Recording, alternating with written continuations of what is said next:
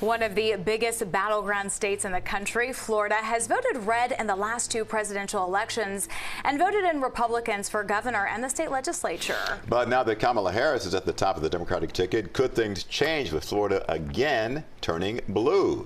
CBS News anchor Eliott Rodriguez went to the voters to find out. With Harris at the top of the ticket and now the DNC this week, Florida Democrats are energized by this election, with some even predicting that Florida, a reliably red state in recent years, could be in contention this time. I don't agree that Florida is solidly red.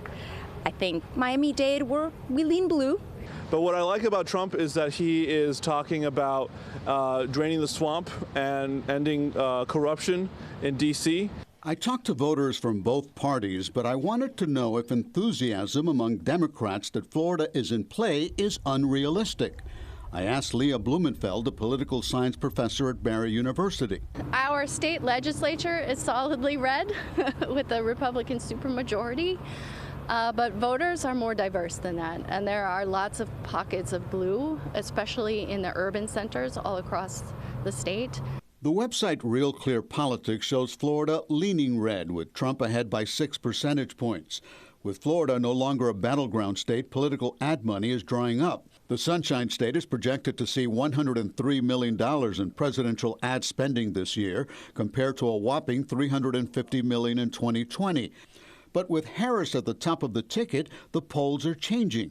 For instance, in August, a poll by Florida Atlantic University has Trump leading by only 3 points, 50 to 47%. Does it mean Florida is now in play? It's too early to really tell.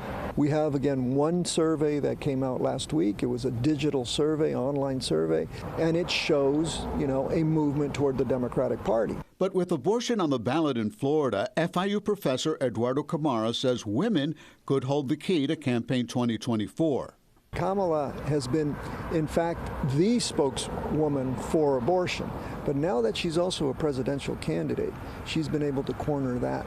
And so I think that has energized that combination of women, abortion, and the vote for the Democratic Party.